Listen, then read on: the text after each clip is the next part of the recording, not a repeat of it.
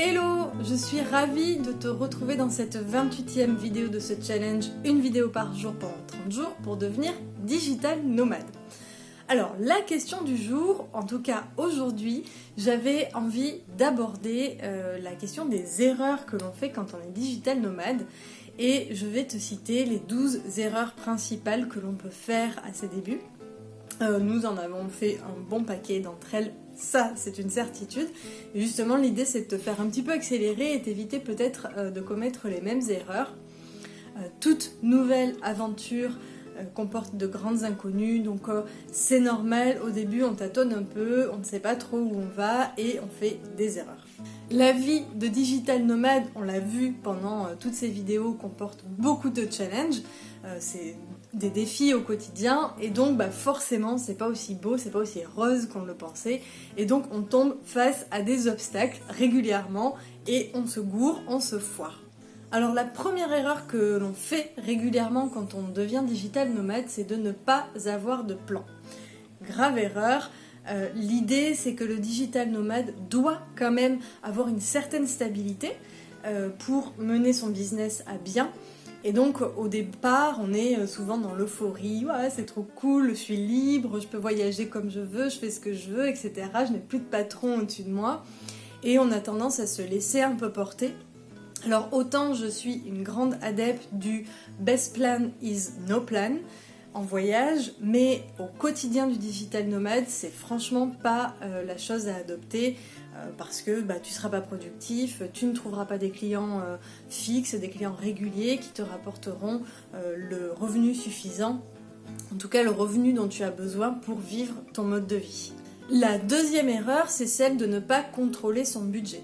Alors on en a déjà parlé, l'idée c'est évidemment d'avoir une bouée de secours, mais également de provisionner quand on a des bons mois en prévision des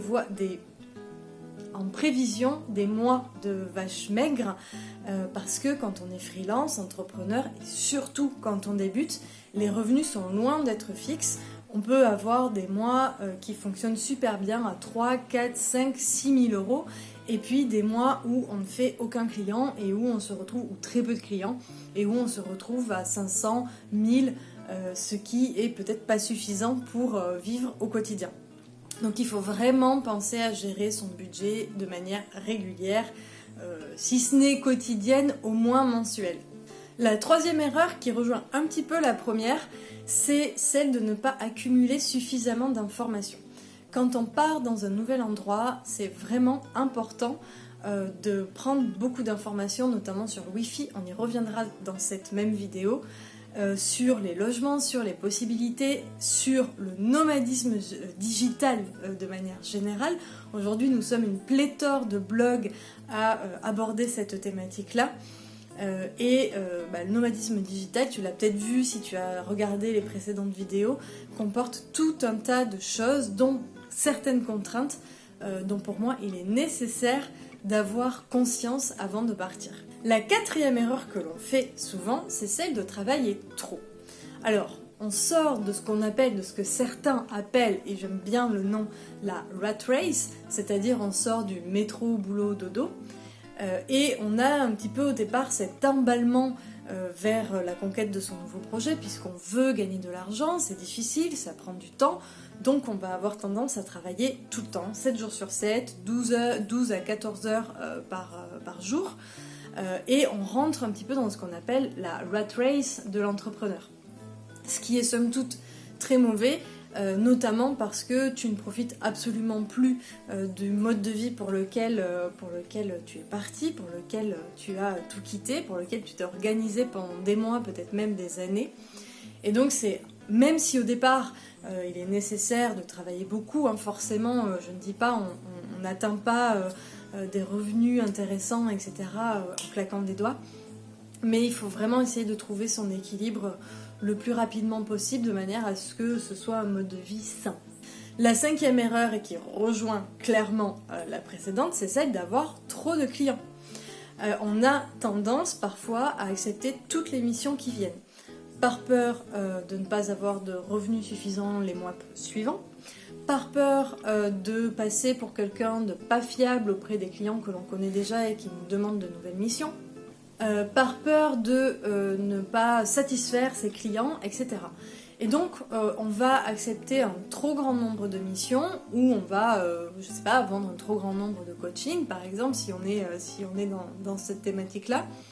Le résultat est souvent évidemment désastreux puisque ça a l'effet inverse, forcément, tu n'as pas le temps de bien travailler, donc du coup, tu bâcles un petit peu les missions pour tes clients. Du coup, ils ne sont pas satisfaits, du coup, ils ne reviennent pas chez toi, etc. C'est le mauvais cercle. Il vaut mieux dire à des clients, non, excuse-moi, ce mois-ci, je suis déjà complet, on peut travailler sur ton projet le mois prochain, et je t'assure que des clients qui t'apprécient, qui aiment travailler avec toi, attendront. Et si vraiment c'est une mission importante et urgente pour eux, des freelances, il y en a plein sur le marché. La 6e erreur, c'est celle de voyager trop.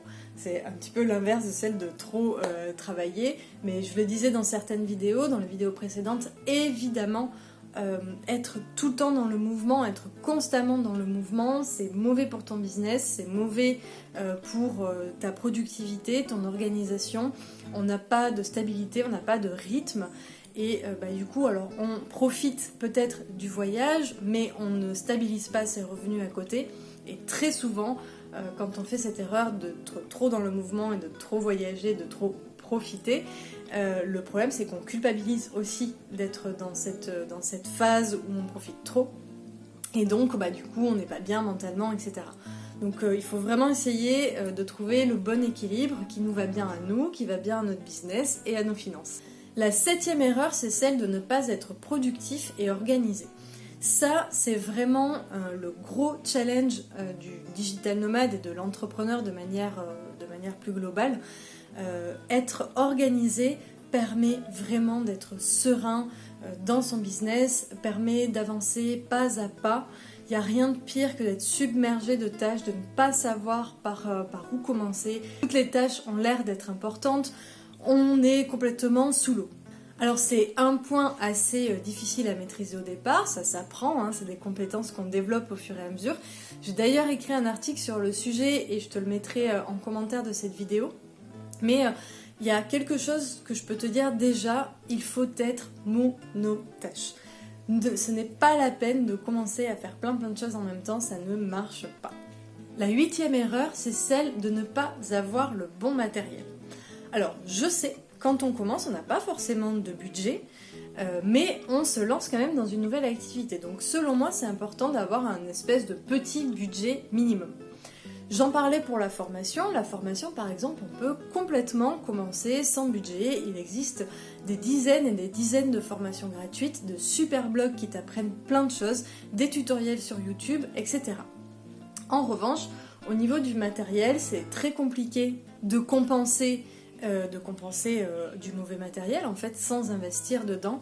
Et crois-moi, là, c'est une erreur que j'ai clairement fait au départ. C'est très mauvais. On passe énormément de temps, on perd en fait énormément de temps quand on a du mauvais matériel. L'ordinateur rame, ça n'avance pas, ça bug, l'ordinateur s'éteint, il n'a pas suffisamment de charge, il capte mal internet. Enfin, il n'y a rien de pire que de commencer dans ces conditions-là. Travailler avec du bon matériel, pour moi, c'est vraiment une des priorités. Donc, investis dès le départ dans du bon matos, c'est important. La 9e erreur, c'est celle de négliger la connexion Internet. Alors, je m'explique. On a cette tendance à penser qu'aujourd'hui, il y a Internet absolument partout et que de toute façon, où que l'on aille, il n'y a pas de souci, on sera connecté. C'est vrai, mais ce n'est pas forcément vrai pour le digital nomade.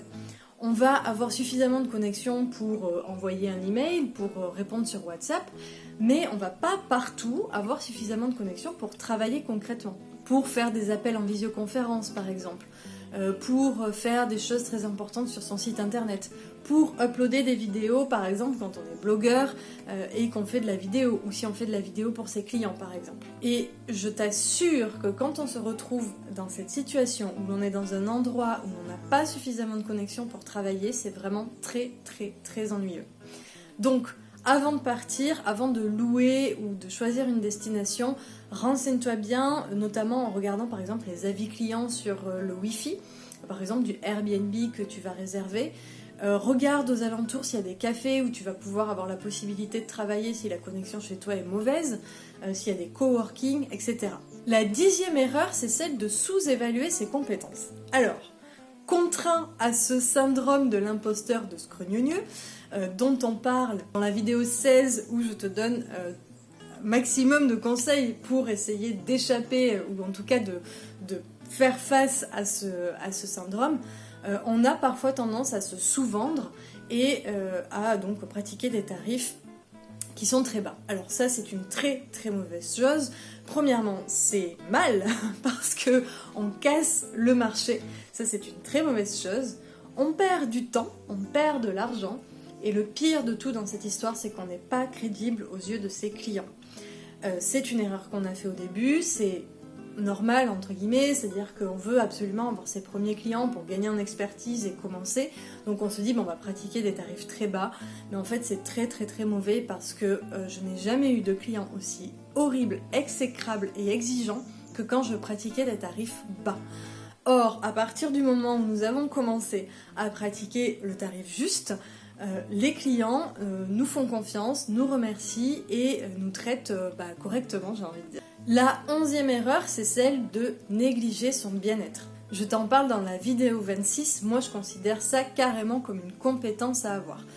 Je le redis, je me répète, mais c'est pas grave, tu es le moteur de ton activité, tu es le moteur de ton projet. Il n'y a que toi et toi seul qui va le porter, qui va le faire vivre. Et dis-toi bien une chose, c'est que ta santé, ton humeur, ton état d'esprit sont intrinsèquement liés à la santé de ton business. Donc si tu fais trop la fête, si tu bois trop d'alcool, si tu sors trop, si tu fais trop de randonnée, tu vas faire trop de plongée, trop de surf, etc., que tu ne fais pas attention à ce que tu manges, eh bien tout ça va cumuler de la fatigue, de la mauvaise humeur, etc., et va directement se ressentir sur ton business, que tu sois freelance, remote ou entrepreneur. Et enfin, la 12e erreur, c'est celle d'attendre trop longtemps pour se lancer.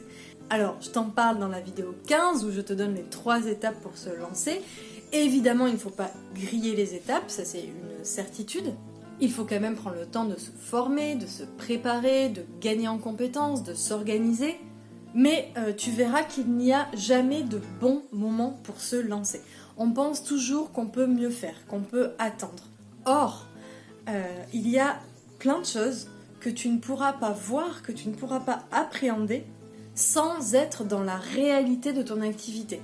L'expertise, ça se gagne en faisant ton activité. Autant tu peux gagner en compétences en apprenant des choses, mais si tu veux devenir expert, alors moi je trouve que c'est toujours un peu un gros mot, mais en tout cas gagner en expertise, tu vas être obligé de pratiquer.